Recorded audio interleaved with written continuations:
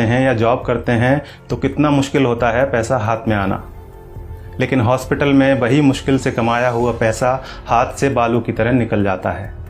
फिर भी हम सभी अस्पताल में जितना पैसा मांगा जाता है खर्च करते हैं। अगर किसी के पास पैसा नहीं होता तो वो उधार लेता है, लेकिन इलाज तो करवाता ही है। अस्पताल में पहले दिन ही सबसे ज़्यादा टेस्ट होते हैं, कुछ सर्जिकल आइटम्स भी खरीदे जाते हैं। इसी दिन सबसे ज़्यादा दवाइयाँ लिखी जाती हैं। हॉस्पिटल में कुछ पैसा एडवांस के तौर पर भी जमा किया जाता है। हमने भी वही सब किया, हमें भी दवाइयाँ लाने के लिए कहा गया। आजकल हर हॉस्पिटल का अपना मेडिकल स्टोर होता है, सो यहाँ भी था। हमने दवा ली और हमारा जो पहला बिल बना वह था 8,369 रुपये का। हमने अपनी जेब से इतने रुपए निकाले और देना चाहा तो पता चला कि हमें तो सिर्फ 4,620 रुपये ही देना है। क्या आपके साथ ऐसा कभी हुआ है कि आपने 8,300 रुपये की दवाइयाँ खरीदी हों और किसी अस्पताल ने आपको 4,600 रुपये ही लिए हों? शायद नहीं। हमारे साथ भी पहले ऐसा कभी नहीं हुआ था।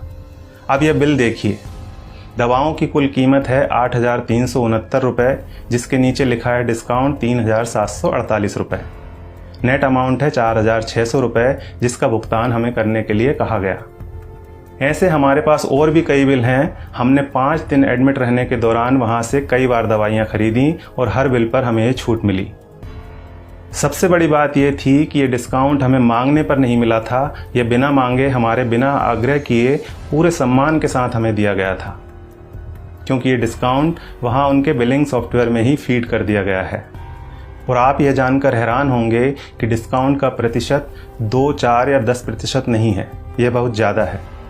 कुछ सर्जिकल और इंजेक्टेबल में डिस्काउंट 91% यानी 91% तक हैं, और जितने भी पेशेंट वहाँ एडमिट हैं सबको इसका लाभ मिल रहा है।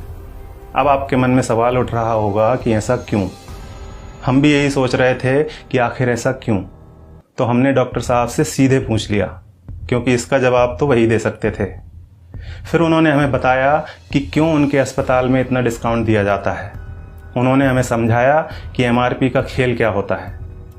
एक उदाहरण के तौर पर उन्होंने बताया कि एक इंजेक्शन 270 रुपये का आता है और उस पर MRP आती है 1,000 रुपये। उन्होंने कहा कि मेरा मन नहीं माना कि मैं 270 रुपये का वह इंजेक्शन अपने पेशेंट को 1,000 रुपये में बेच दूँ। मैं डॉक्टर हूँ, मुझे अपनी फ़ीस और मेरे हॉस्पिटल की दूसरी सेवाओं का चार्ज मरीज से लेना है। 270 रुपये का इंजेक्शन 1,000 में नहीं बेचना। ये बात तो हुई डॉक्टर संजय कुमार के नैतिक मूल्यों की। अब यहाँ सवाल ये है कि दूसरे ज़्यादातर अस्पतालों के मालिकों ने क्या अपना ज़मीर बेच दिया है?